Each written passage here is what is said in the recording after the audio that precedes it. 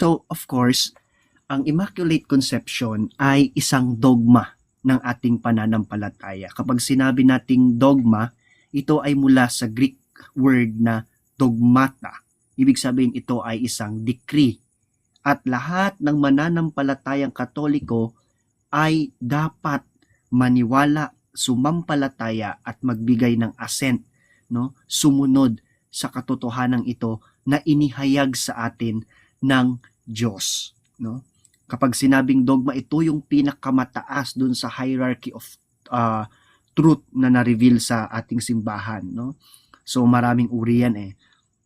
So ito, idineklara po ito, take note ha, idineklara, hindi po inimbento. Kasi meron po itong batayan, matagal na po itong pinag-uusapan noon, may mga theological opinions, mga debate na nangyari, and then eventually, hindi ko pala nalagay dyan sa slide, yun pala yung nakalimutan ko, nagpakita ang ating mahal na Birheng Maria sa 3 bata at kinonfirm, no, dun sa Fatima, no, kinonfirm niya na siya, sa Fatima ba, Prof, yung yung I am the Immaculate Conception? Or oo, sa Lourdes, I think sa Fatima, nung kinonfirm niya na siya ang Immaculate Conception, no? Sabi niya, I am the Immaculate Conception. Kaya yung pare nagtaka, no? Bakit alam nung bata yung term na Immaculate Conception? Sila lang yung sabi natin gumagamit nun, no? Sila lang mga pare yung nakakaunawa doon sa termino na iyon. So, saan mo nakuha yan? Sinong nagsabi sa iyo niyan? Sabi nung pare sa kanya. Siyempre, sinabi nung santa na may isang babae na nagpakita sa kanya at sinabi nung tinanong siya kung sino siya, I am the Immaculate Conception. No? Ako ang may kalinis-linisang pagkalihi. No? Yan ang ating mahal na Birheng Maria. So, sinasabi po dito sa deklarasyon po ng dogma sa pamamagitan po ng Apostolic Constitution na inilabas po ni Pope Blessed Pius IX noong December 8, 1854. So 4 years later, nagpakita naman yung mahal na ina sa Fatima at kinonfirm yung katotohanan nito. Sa kanyang Apostolic Constitution, Ineffabilis Deus. No? Anong ibig sabihin po ng Ineffabilis Deus? Too great, no? Too powerful, too good, no? Very, very great God, no? Extremely great God. Yan ang ibig sabihin ng Ineffabilis Deus, ineffable God, sapagkat ang lahat ng ito ay gawa ng Diyos. Kaya nga sabi sa Biblia, sabi ng ating mahal na Birheng Maria, di ba? Dakila ang Diyos na kanyang tagapagligtas, sapagkat ginawa niya ang mga dakilang bagay na ito, no? Na hindi nakita ni numan noon. At sabi sa kanya ng anghel, walang imposible sa Diyos. Anumang imposible sa tao ay hindi imposible sa Diyos. Again, so hindi ko pa pala nalagay siya, pero dinagdag na natin dito sa ating presentation kasi originally bahagi siya. Ayan, so yun po yung sabi ng angel kay Maria, di ba? Anumang imposible sa tao ay hindi imposible sa Diyos, no? So how great, no? Kaya sa Magnificat, no, minagnify ng ating mahal na Birheng Maria ang Diyos. So sabi dito sa declaratory part niya, very very assertive, very authoritative yung pagkakasabi, parang ganito. Parang sa assumption lang din. By the inspiration of the Holy Spirit, for the honor of the Holy and Undivided Trinity, for the glory and adornment of the Virgin Mother of God, for the exaltation of the Catholic faith, and for furtherance of the Catholic religion, by the authority of Jesus Christ our Lord, of the blessed apostles Peter and Paul, and by our own, we declare, pronounce, and define that the doctrine which holds that the most blessed Virgin Mary, in the first instance of her conception, by a singular grace and privilege granted by Almighty God, in view of the merits of Jesus Christ, the Savior of the human race, was preserved free from all stain of original sin is a doctrine revealed by God and therefore to be believed firmly and constantly by all the faithful. So ganun po ka-triumphant, no? Ganun po ka-lakas ang deklarasyon na ito, ka-authoritative, pananalita pa lang, in-acknowledge ang Diyos na nagbigay ng otoridad, no? Thou art Peter, and upon this rock I will build my church, and I will give you the keys of the kingdom of heaven. Whatsoever you bound on earth will be bound on heaven. No? As yun ang sinabi ng ating Panginoon Jesucristo nang ipagkalob niya sa Santo Papa, no?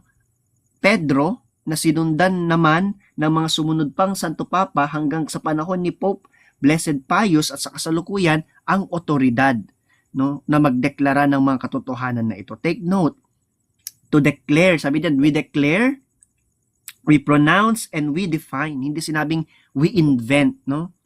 Dinefine, pronounce, at saka idineklara, no? Ipinahayag, di ba? At binigyan ng kaliwanagan, no, ang dogma na ito para sa lahat ng mga Kristiyano, no? And sabi dito, the Blessed Virgin Mary in the first instance of her conception. Mamaya pag-uusapan natin yung ibig sabihin ng conception na tinutukoy dito, by a singular grace, no, and privilege granted by Almighty God. This is a very unique way of saving someone and preserving someone in view of the merits of Jesus Christ. Ine-exalt lagi dito ang Panginoong Jesucristo, the Savior of human race. Ayan. And we also acknowledge Jesus Christ as the Savior of human race, no? Na siya ang may gawa nito at na-preserve nga ang ating mahal na Birheng Maria mula sa original sin. Okay, so sunod po, Brother Magistrate. Ayan. So ano ang logic at necessity ng pagiging imakulada ng ating mahal na Birheng Maria? Alam ko maraming mga Katoliko ang hindi pa ganun ka-aware, no, sa dogmang ito, pero alam ko na aware kayo kapag naririnig ninyo yung termino na Immaculada Conception, no? Kapag naririnig natin yan, of course, either tumutukoy sa simbahan, tumutukoy sa isang lugar, tumutukoy sa, of course, kay Mama Mary. Ayan. So una, may mga nagtatanong, hindi ba pwede na kapag ipanganak, no, si Lord Jesus Christ, kahit makasalanan yung kanyang ina, di ba? Hindi ba pwede na kahit kung makasalanan yung kanyang ina, if silang pa rin naman siya na walang bahid, parang ganun parang ganun yung tawag dito, yung logic, no? Meron din nagsasabi na paano ito? Sabi niya, ito ba ay necessary? Ganun. May natutulong ba ito sa ating pananampalataya? So, first po, it is fitting, no, for Christ to be born of an immaculate womb, just like it was fitting for a king to have a royal procession. Anong ibig sabihin natin? Kailangang immaculate din, mas fitting na immaculate yung womb na panggagalingan ni Jesus Christ. Kaya, mas fitting na si Mary ay immaculately conceived. Kasi may nagtanong, kung yun ang argument, dapat yung parents din ni Mama Mary ay immaculate, no? Which is, of course, not necessary, because ang purpose kaya naging Immaculate Conception, no, ang paglilihik sa mahal na Birheng Maria ay para din sa karangalan ng kanyang magiging anak na si Jesucristo. And of course, anything clean, yan din pumapasok yan is not suitable to be taken from unclean. Pero since ganun ang argument nila, common sense dictates that something clean should not be put inside what is unclean, no? Pero doon sa case ni Mary, special kasi yung nangyari sa kanya Kasi kahit makasalanan yung kanyang magulang, of course, yung mga personal sin nila, actual sin, hindi yun namamana. But the original sin, yun yung pag-uusapan dyan. Pero bago pa pumasok yun, siya na ay na-preserve, no? Siya na ay naligtas. And sabi sa ikatlo, the overall privilege given to Mary necessitates that she must be an immaculate creation. Kapag titignan mo lahat ng pribilehyo na binigay sa kanya, blessed among women, blessed for all generation, no, blessed just like the fruit of her womb. So it necessitates na ang ating mahal na Birheng Maria ay hindi lang simply blessed, hindi lang siya simply mayroong grasya sa kanya, kundi alam natin na siya ay talagang full of grace, no? Sa ibang translation, sabi nila highly favored. Yung isa naman favored one. And it is necessary for Mary, the new Eve, ang bagong Eva, to be immaculate just like the first Eve is immaculate before the fall. So bago po mahulog ang tao sa kasalanan, bago po yung disobedience ni Adam and Eve, bago po sila matukso, sila po ay may preternatural gifts, sila po ay immaculately made by God. Pero yun na po yung old creation na bahiran po ng kasalanan ng lumang Adan, kaya dumating dito ang Panginoong Jesucristo and establish niya ang new creation because He is the second Adam. Kailangan din na magkaroon ngayon ng pangalawang Eve na mas makapangyarihan at mas matatag kaysa doon sa first Eve. Kaya hindi siya na-fall ngayon or hindi siya naging under ng kasalanan or kapangyarihan ng kasalanan. Ayan. So brother, next po. Ayan. So, the Immaculate Conception in a glance. First, kapag sinabi nating Immaculate Conception na dogma, the person of Mary is the subject. Ang pinag-uusapan po natin dito ay ang persona po ng mahal na Birheng Maria. Siya po yung subject dito. Siya po yung suppositum, no, the receiver of the action of God.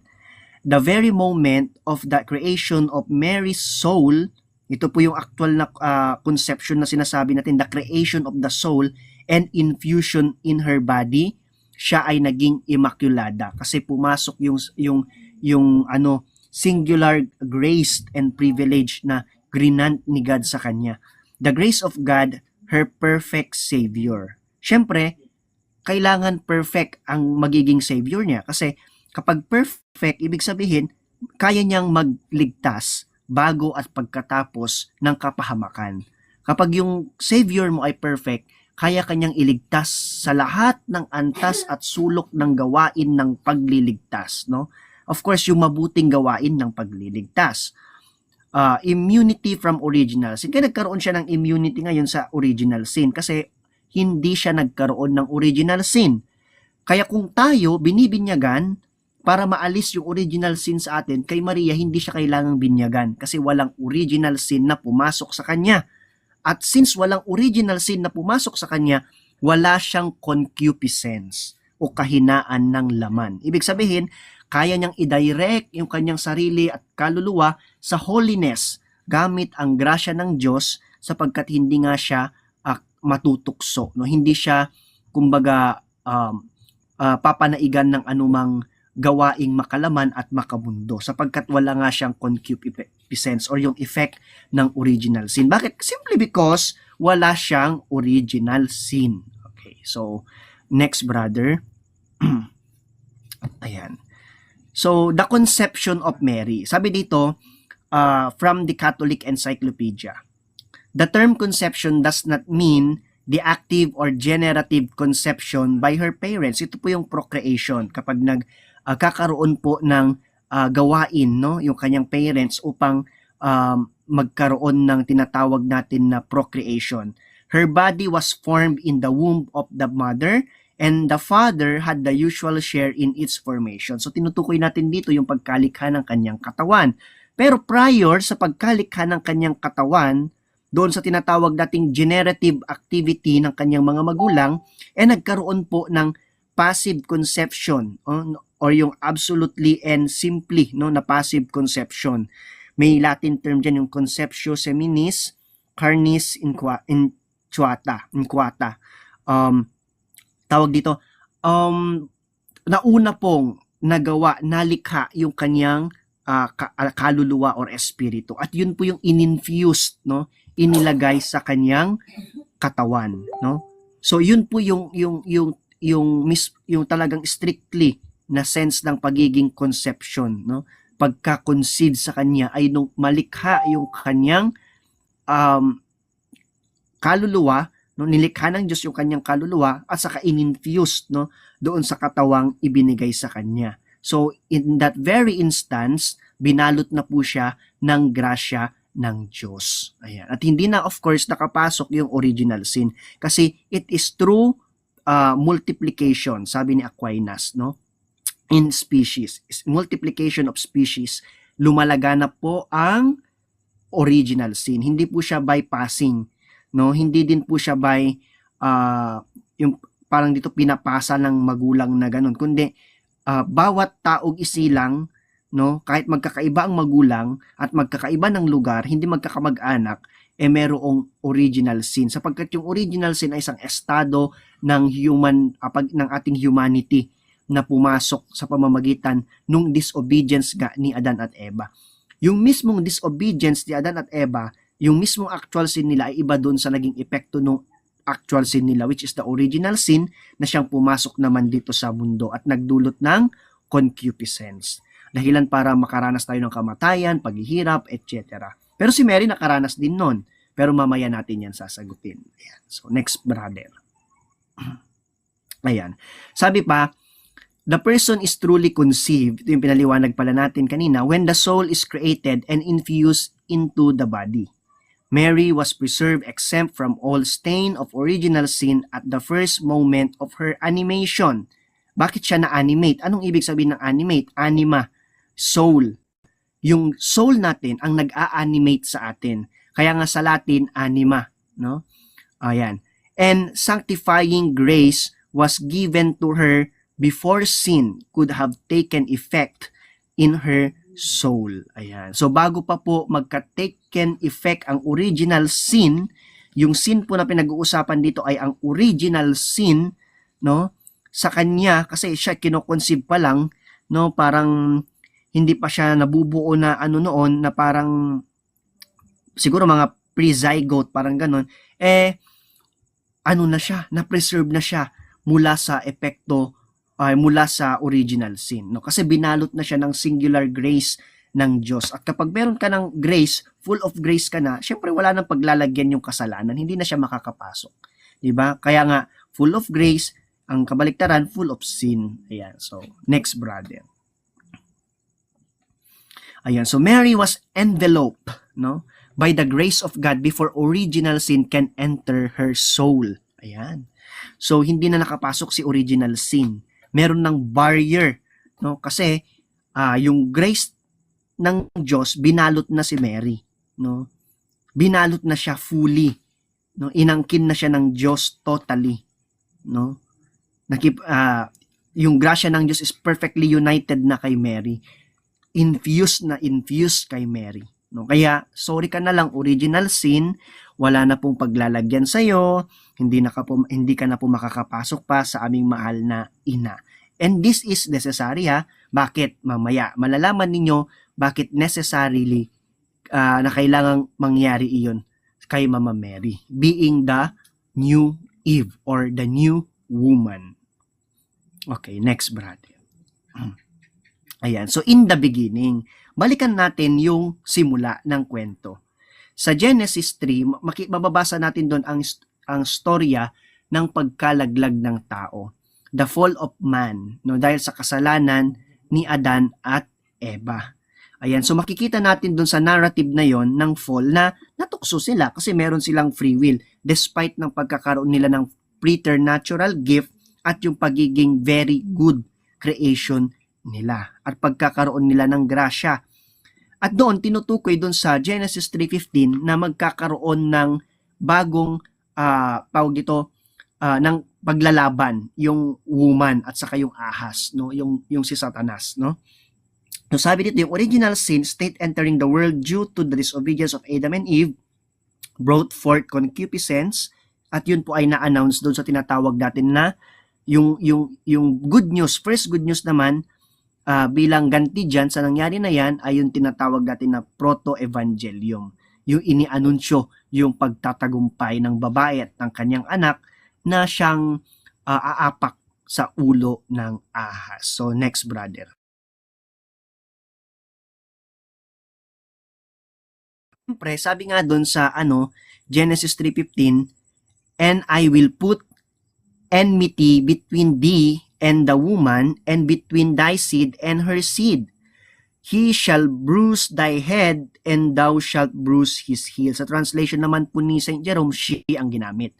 Nevertheless, kasi nga si Mama Mary ay nakipag-unite doon sa redemptive action po ng ating Panginoong Jesucristo sa pamamagitan ng kanyang full cooperation at ng kanyang tinatawag na yes or fiat. So, dito po, meron tinatawag na enmity I should say, nabaliktad ko. May tinatawag na enmity between the woman and the serpent. Ano pong ibig sabihin yan? At bakit po binanggit dyan yung salitang woman? Ibig sabihin, hindi magpapasakop yung ahas doon sa woman, hindi din magpapasakop yung woman doon sa ahas. Next, brother. Ayan. So, kapag tinignan natin yung ng enmity doon sa Hebrew word na ginamit na aibaw sa Hebrew 342 ng Strong's, at doon naman sa Numbers 35:22 yung salitang aiba, and sa Greek yan naman ay sinalin bilang ektra doon sa LXX or Septuagint, makikita natin yung kahulugan na it is hatred, perfect hatred toward each other. So, talagang magkalaban ito, talagang kamumuhian ng ahas at ng babae ang isa't isa, sila ang complete parang opposite, Syempre kasama yung anak niya, at saka yung mga tauhan magiging supling din ng ahas na ito. Sino kaya yung supling ng ahas nito? Napakaraming nagkalat.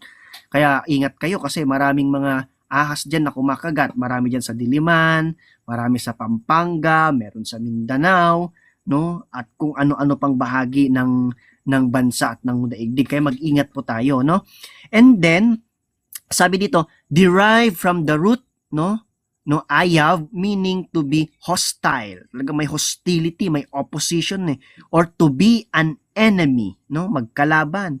Denotes a deep-seated enmity or hostility. It is used to describe the animosity or hatred that exists between individuals or groups. In the biblical context, it often refers to the spiritual and moral conflict between good and evil, as well as interpersonal conflicts. Kaya may thesis, antithesis dito Antithetical silang dalawa completely opposite silang dalawa Kasi makikita mo talaga na yung woman ay dinesign, sa tagpong yan, dineklara sa tagpong yan na maging perfect enemy nung ahas and vice versa. Kaya hindi, yung babae, hindi siya dapat magkaroon ngayon ng kasalanan. Bakit?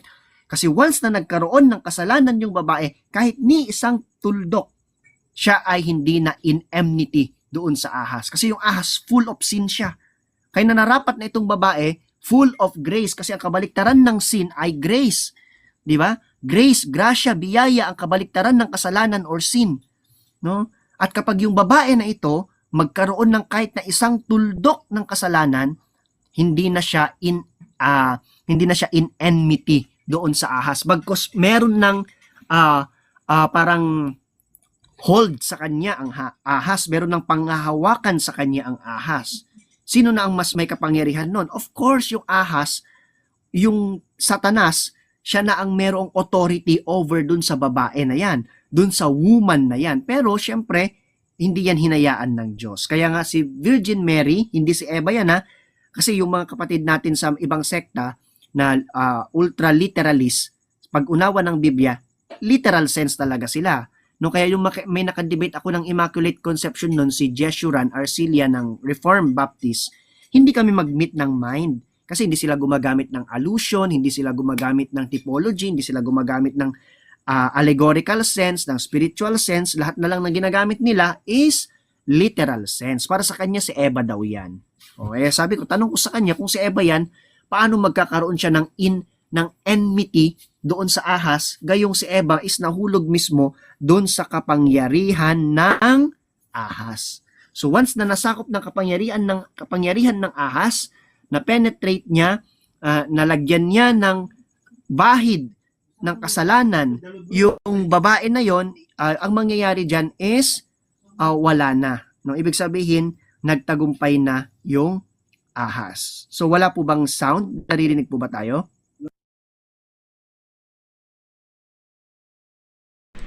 Dinig bro, dinig sa monitor ko. Okay, okay. So next slide, brother. Ayan. So yan yung Iva, no? Ayan. So the woman, ayan. Kung babasahin natin sa John, no, at sa Revelation, binabanggit at saka sa Gawa, binabanggit Galatia, binabanggit si Mama Mary bilang woman, babae. Kadalasan ay yung mga kapatid natin na kulang sa pangunawa, sinasabi nila, hindi nga tinawag na nanay ni Kristo si Maria . Ang tawag lang ni Kristo kay Maria, woman, babae. Ganun nila laitin, no? Pero hindi nila alam na mas gusto pa nating mga Katoliko na ang tawag ni Jesus Christ sa kanyang ina ay woman. Kasi he is implying something na mas mahalaga. Ano yon? Woman na siya ang tinutukoy dun sa proto-evangelium sa Genesis 3:15. No? Binibigyan tayo ng explicit, no, recognition ng Panginoong Jesucristo na ang kanyang ina, si Maria, ay yung woman, no, na binabanggit sa Genesis 3:15.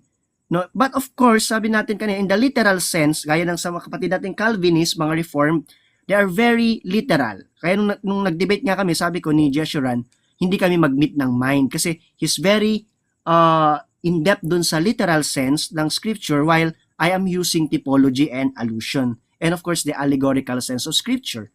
So, yung salitang gunay in Greek, no, is equivalent to our modern day lady. So, when Jesus Christ addressed his mother as woman, he is respectfully treating her as a lady of high dignity.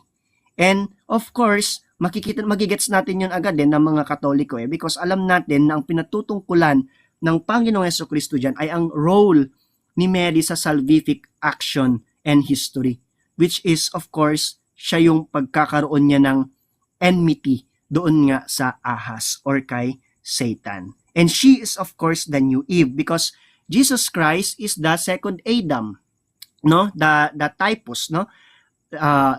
He is the second Adam. He ushered the new creation, and therefore it is necessarily that we should also have the new Eve, no? Yun yung kanyang ina. Pero sabi nung nakausap ko, kung ganon, mag-asawa sila? Of course not.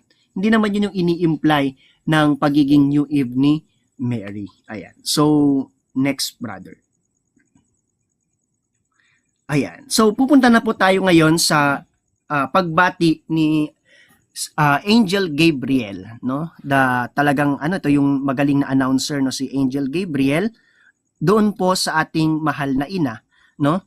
14 years old ata siya noon. And sinasabi nga nung kaibigan ko parang pedophile ba na maituturing daw ang Diyos natin kasi nga daw 14 years old si Mama Mary.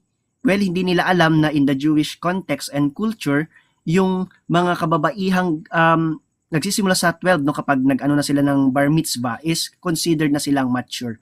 So,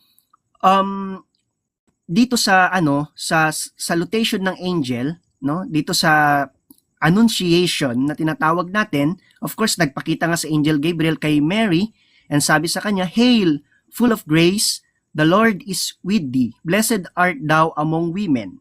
In other translations, they use the term or the word highly favored or the highly favored one, no? But dun sa translation po ni Saint Jerome, dun po sa Latin Vulgate, sabi niya, he perfectly rendered it as hail, no, kaire, full of grace, kekaritomene. Dun sa ibang naman pronunciation, keharitomene. Okay, so yung kanyang tawag dito, diacritics po ay naka-straight, hindi pataas. Okay, next, brother. So napakahalaga nito, although we are not saying that this is our sole proof ng pagiging immaculate conception, no, ni pagiging immaculate, no, ng conception ng mahal na Birheng Maria. No, sinasabi natin na ito malaki yung ginagampanan ng salitang ito, yung salutation na ito, dun sa ating pag-aaral ukol dito nga sa dogma na ito. And kapag titignan nyo yung term na kekaritomene, no? In-address yan dun kay Mother Mary as a title. It's in the vocative form, no? It is in a proper way to describe the woman destined to become the mother of Jesus, no? Yung LG, Lumen Gentium, appropriately recalls this when it affirms the Virgin of Nazareth is hailed by the heralding angel Gabriel, no, by divine command as full of grace. Ayan. So next, brother. And ayan, next. Ayan. So full of grace is the name Mary possesses in the eyes of God. That's according to Saint Pope John Paul II, no? Sabi dun sa kanyang Redemptoris Mater, sabi niya, "For the messenger greets Mary as full of grace. He calls her thus as if it were her real name. He does not call her by her proper earthly name, Miriam or Mary, but by this new name, full of grace." Yun nga yung kekaritomene. And it is a hapax legomenon. Ibig sabihin, it is a one-time appearance ng isang salita doon sa Greek manuscript, no? What does this name mean? Why does the archangel address the Virgin of Nazareth in this way? So mababasa niyo po yung full explanation niya doon po sa Redemptoris Mater kapag po babasahin niyo siya or hahanapin doon sa documents ng simbahan. Available po siya sa Vatican website. Okay. So sinasabi sa atin ni Pope John Paul II na para bagang binibigyan siya ng pangalan ng Diyos, no? Yun yung pangalan niya sa harapan ng Diyos. Kasi aware naman kayo na ang Diyos, lalo na sa Old Testament, no? And even yung sinabi natin patungkol kay Saint Peter, pinapalitan niya ng pangalan or binibigyan niya ng bagong pangalan yung mga taong binibigyan din niya ng panibagong role, no? So ganun din yung ginawa niya kay Mama Mary. Yan, Kaire, Kekaritomene. Okay. Next, brother. Ayan. So, yan na-feature noon si Mama Mary sa National Geographic as the most powerful, no, and most influential woman in the world, no? Totoo nga naman, no? Even in the Islam religion, they respect the Blessed Virgin Mary very much, no? Si Mariam. So, ito pong salitang ito na sinasabi nating hapax legomenon, no? Nangangahulugan po na si Mary ay nag-grace, no? With all grace, both past, present, and future. Kasi yung kanya pong tense ay perfect passive participle. Ibig sabihin, dinedenote niya na yung pag-grace kay Mary during the time of the Annunciation ay tapos na. Hindi siya nag-grace upon dun sa pagpapakita lang ng angel or nung moment na nagpakita yung angel, kundi it's a past completed action na nagpapatuloy sa kasalukuyan at magpapatuloy sa hinaharap. Yun po yung ibig sabihin kapag yung kanyang tense ay perfect passive participle. Ayan. So ibig sabihin, si Mary ay talagang grace sa nakaraan, nagpapatuloy yung grace na yon sa present and magpapatuloy yon sa hinaharap. So talagang full of grace siya, no? Walang lugar ang kasalanan sa kanya. Ayan. So next, brother. Ayan. So yung sa kekaritomene, yung root word yan is yung charito, no? To grace, no? And yung ginamit na prefix diyan, yung ke, no? Nagsisignify siya na yung salitang yan ay nasa perfect tense. Ibig sabihin, it indicates a present state which is the result of a completed past action. The action which brought about the state in which Mary is, in other words, was completed before Gabriel's greeting. So, of course, parang sinasabi lang ni Gabriel na ito na siya. No, siya na yun. Parang nire-recognize niya. Parang grinigreet niya siya sa kanyang pangalang. Ibinigay na sa kanya bago pa yon. Yung salitang mene, no, dun sa na may diacritics na straight lang dun sa sa last, no, makes it passive. Ibig sabihin, yung action is performed on the subject. Who is the subject or the suppositum? Of course, the receiver of every action is the suppositum. Siya si Mary, no? No, and sabi diyan, in this case, Mary by another agent. The verb is grace and the implied subject is Mary. The passive usage means that someone graced Mary. Sino yon? Si God. Rather than Mary grace. The implied someone is God. The participle naman in this case means that the word has properties of both a verb and a noun. So, kaya nga siya pwedeng maging vocative, no, yung kanyang sense, no. So it means basically, hail she who is in the state now of having grace by God before. No, indagdagan natin, and forever. Ayan. So next, brother. So dito tayo ngayon sa full of grace versus full of grace. Ayan. So may nagsasabi na bakit full of grace naman si Jesus Christ? Pero ang ginamit na salita ay pleres karitos, hindi naman kekaritomene, no? So parang sinasabi nila na hindi ba perfect yung grace na meron si Jesus Christ nung siya ay na-incarnate? Kasi tinawag siyang full of grace, pero hindi yung same na salita na ginamit kay Mary dun sa Luke chapter 1 verse 28. Well, sabi naman natin dyan, wala namang problema yan kasi ang ini-indicate niyan talaga is yung incarnation. So, during the time of the incarnation, kahit naging tao ang ating Panginoong Jesucristo, siya ay full of grace. He is fully graced. But despite that, siya pa rin naman yung source of grace. Ayon sa John 1:16, grace from grace, grace to grace. So, greater pa rin yung pagiging sense niya dun sa kay Mama Mary because He is God.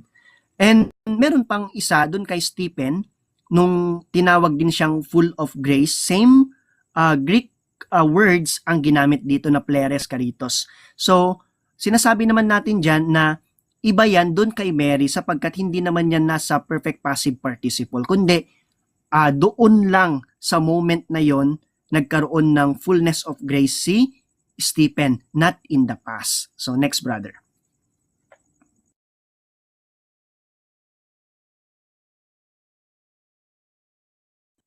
Ayan. Yan ba yung next kanina? Ayan. So yan yung pagkakaiba ng pleres karitos na ginamit sa Acts 6:8 and yung kekaritomene dun sa Luke 1:21. Ayan.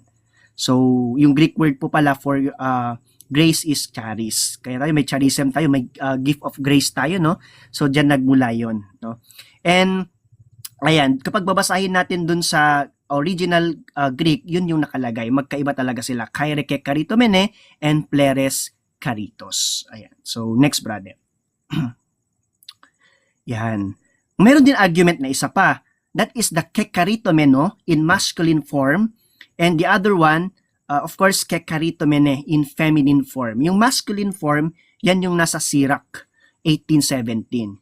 But despite ng pagkakagamit nila ng same na prefix and almost same na suffix, nag-iba lang sa gender, magkaiba pa rin ang context. Gracious yung ibig sabihin nung taong nasa Sirach 18:17. He is gracious but not as full of grace like the Blessed Virgin Mary. Kasi mahalagang i-consider yung buong context dyan. Blessed among all din ba siya? Blessed for all generation din ba siya? Blessed din ba siya gaya ng Panginoong Jesucristo na nasa womb niya? Ganon. So maraming dapat i-consider dyan. So kailangan talaga yung tingin natin, no, dun sa context ng mga binabasa natin. Ayan. So next, brother. Don't worry po, saglit na lang ito. Ayan, yan yung full of grace versus the full of sin. Although sometimes, 'di ba, kapag nilagyan mo naman ng this is imperfect lang to, analogy lang, imperfect example lang to. Pero for example, merong source diyan sa loob ng baso na nagbubulwak ng tubig. Tapos lalagyan mo siya ng mantika. Yung mantika hindi magi-stay diyan. Talagang aapaw yung water diyan and talagang matatanggal yung mantika or oil na ilalagay mo diyan. Next, brother. Ayan. Of course, nagkaroon ng debate ang mga kapatid nating Dominicano at mga Franciscano kung tunay ba no, itong theological opinion na pinasimulan ng mga Franciscano na si Mama Mary, no, ay bilanghawakan ng mga Franciscanos, sa ang gusto kong sabihin ay full of grace, no, and siya ba ay immaculately conceived, I should say. Well, sa stand ng mga Dominicans, hindi, no, kasi para sa kanila ang nangyari kay Mama Mary is parang kay Jeremiah, na bagamat siya ay nasa sinapupunan pa, nagkaroon na siya doon ng tinatawag natin na original sin, and doon siya nilinis, no? And sabi nga dito ni para kay Saint Thomas Aquinas, no, the angelic doctor, kilalang-kilala naman natin siya, one of the greatest theologians of all time and philosopher also. Sinasabi niya na si Mama Mary nagkaroon ng original sin, pero nilinis siya doon sa womb ng kanyang inang si Saint Anne. Pero of course, that is not a dogma. That is the personal theological opinion of Saint Thomas Aquinas. And then here comes Blessed John Don Scutus na nag-defend naman doon sa thesis niya na si Mary was preserved from original sin and was conceived without sin, no? Na kahit pa bago pa pumasok yung original sin, binalot na ng grace, no, si Mama Mary, no? At hindi na makakapasok pa yung tawag dito, yung kasalanan. Yun. And yun yung kinatigan ng Holy Spirit. Hindi natin sinasabi, no, na mali si St. Thomas Aquinas, no? Kasi sa panahon nila wala pa namang definition ang simbahan. Pero sinasabi natin na kahit pa gaano kataas ang posisyon mo sa church, kahit kaano ka naman kasimple ganon, walang pinipili dyan ang simbahan or ang Espiritu Santo, kundi yung tunay lamang. Kahit ano pa yung sino pang magsabi yan, kahit Pope pa, kung hindi yun yung revealed dogma, hindi yun, no? Kung Pope, sinabi ng Pope, pero hindi yun yung revealed dogma, hindi yun yung masusunod, hindi yun yung palalabasin ng Diyos. Pero yung sinabi nung tagawalis dun sa simbahan, for example, at yun yung tunay na dogma, edi yun din yung kakatigan ng Diyos. Kasi yun talaga ang nais ng Holy Spirit na ma-proklama, na ma-define at maihayag. Okay. So, next, brother. Pero, of course, wala namang problema dyan. Ngayon, sabi ng iba, kung hindi, kung sinless si Mama Mary, bakit tinawag niya ang Diyos na Savior? Diba? Diba? Sabi, ang nangangailangan ng Savior ay yaon lamang mga may kasalanan. Kasi kapag may kasalanan, wala kang kasalanan, bakit ka pa mangangailangan ng Savior? Yun yung argument nila, diba? But they do not understand fully the meaning of a Savior. Kapag sinabi nating Savior, lalo na sa Diyos, He is not just a partial Savior. He is a perfect and full Savior. Ibig sabihin, sa lahat ng antas ng pagliligtas, lahat ng sulok ng pagliligtas at paraan nito na mabuti, ay kayang-kaya niyang gawin, no? For example, meron tayong tinatawag na preventive or preservative. Yan po yung special kind of redemption na nangyari sa ating mahal na Birheng Maria. Of course, na-credit din naman yan sa action ni Jesus Christ sa cross, no? In advance nga lang, no? In a special manner. So si Mary po yung tanging recipient nung una, saving someone before danger. So, for example, merong manhole at merong lalaking naglalakad sa daan, hindi niya namalayan na may manhole pala kasi nagse-cellphone habang naglalakad. Bago siya mahulog dun sa butas, nakita mo siyang mahuhulog na, bigla mo siyang hinarangan o kaya hinila. Iniligtas mo ba siya? Siyempre, iniligtas mo siya, pero bago siya masaktan, bago siya mahulog doon sa manhole. Ganun po ang nangyari sa ating mahal na Birheng Maria, no? And hindi po yan kayang i-debunk ng mga kausap natin. Aside doon sa Kekaritomene, hindi po nila nade-debunk pa yung argument na iyan. Kasi matatag po yung batayan natin dyan. Ipapakita po natin yan mamaya, no? Yung pangalawa naman po, which is the most common, ito po yung pamilyar na pamilyar sila at tayo, yung curative and restorative redemption. Ano pong ibig sabihin yan? Saving someone after the danger. Unlike kanina na yung tao naglalakad pa lang, mahuhulog pa lang sa butas, pinigilan mo na siyang mahulog sa butas, ngayon naman yung tao na yun na nagsa-cellphone, natuloy ang pagbagsak niya sa loob ng butas ng manhole.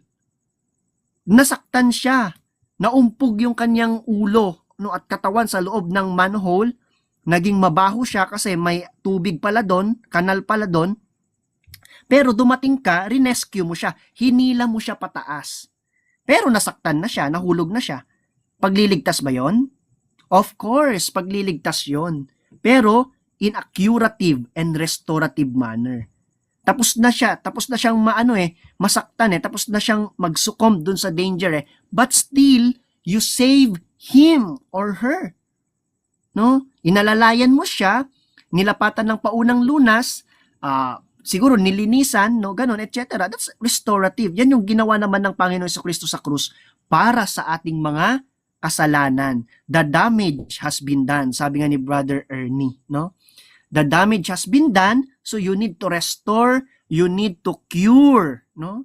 But if the damage has not been done yet, you need to prevent the damage from, you need to prevent, no, it from being damaged. Kaya nga may kasabihan tayo, prevention is better than cure. No? So ganun ang ginawa ni Jesus Christ. Special yung kanyang nanay, mahal na mahal niya yung nanay niya. So ang ginawa niya kay Mama Mary, special din na pagliligtas. That is a prevention, no? Preventive redemption. Prevention is better than cure. Ayan. So next, Brother Simon. Kape-kape po tayo. Binabati po natin lahat po ng nakasubaybay at nanunood. Ito, tinuro ng mentor ko to.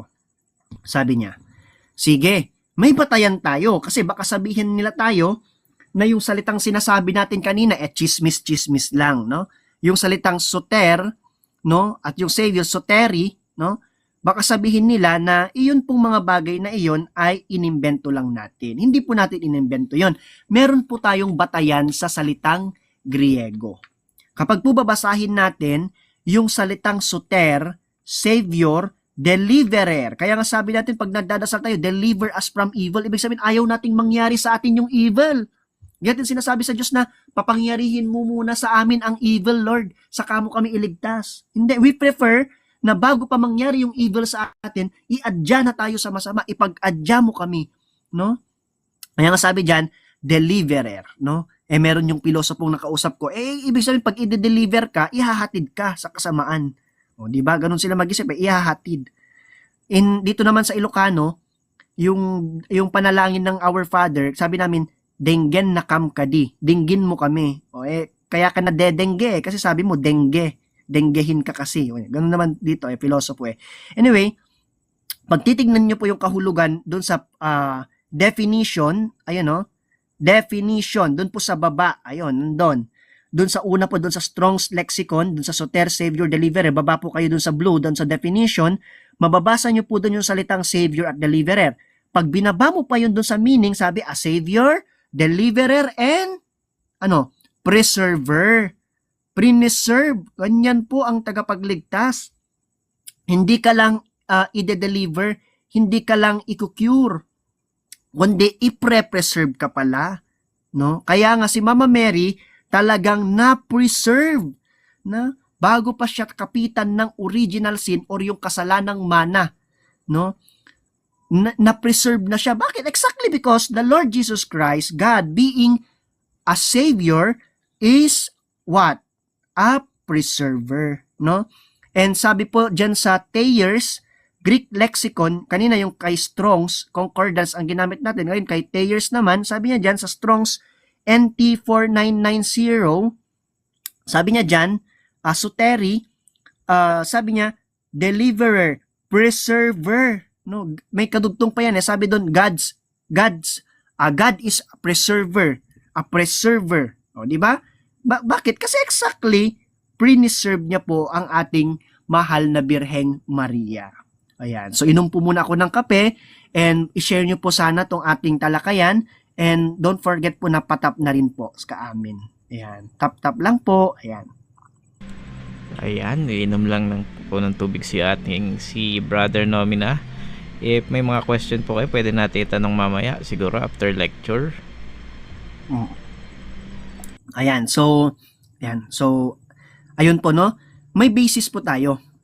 Kapag sinabi po nating Savior, nandyan po sa definition and meaning niya, preserver. Ano? Baka may magsabi sa atin, nag-iimbento po tayo. Hindi po. Preserver po talaga. So, a perfect Savior will not only cure, will not only restore, but He can be able to preserve someone, no, from suffering damage. Ayan. Gaya po ng example natin kanina na bago mo, yung tao, bago siya mahulog sa manhole, pinigilan mo na siya. Ibig sabihin, niligtas mo na siya. Ayan. Next, Brother Simon. Ayan, so kape-kape po tayo. Para hindi na naman tayo makatulog. Sabi yan, all have sinned. No? Maganda yung paliwanag dito. Siguro magkakaroon tayo ng separate paliwanag dito. Pero yung salitang all na ginamit dun sa Romans 3:23, of course, there is always an exemption to the rule, no? So, pantes, no? Indicates, hindi ko pala nalagay na putol. Ay, hindi, okay lang pala. Sorry. Many, yung ibig pong sabihin. So, not necessarily po na kasama po doon ang mahal na Birheng Maria. Ayan. So, na-preserve nga siya in a special way, because special yung pagkaka-preserve ng Panginoon Jesucristo sa kanyang nanay. Eh, syempre, nanay mo ba naman, di ba? Ayan. Next, brother.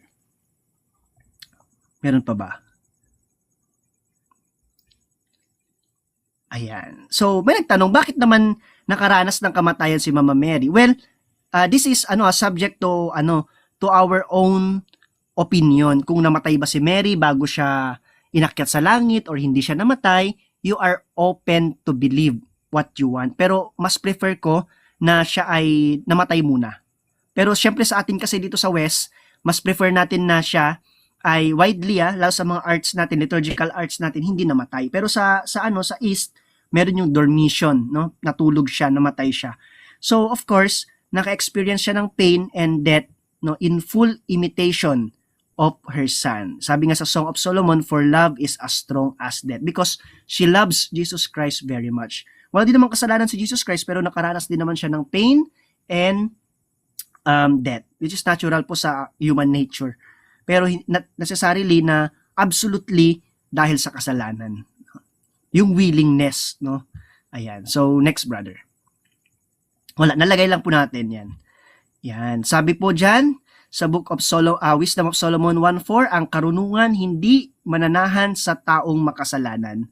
Sabi po sa 1 Corinthians 1:24, si Kristo po ang karunungan ng Diyos, and alam po natin na siya ay nagdwell sa sinapupunan ng ating ina. Sabi nga po ng isang church fathers, he whom the world cannot contain was contained in her womb. Ayan. So I think that's the last one. Meron pa ba, Brother Sai? And of course, the message from our President, Bongbong Marcos, no, para sa solemnity of the Immaculate Conception. Nilagay ko lang dyan, di ba? Because she is the principal patroness of the Philippine nation. And I think that concludes our short lecture for tonight po. Thank you very much and God bless us all. May the Immaculate Virgin Mary always intercedes for us. Thank you po.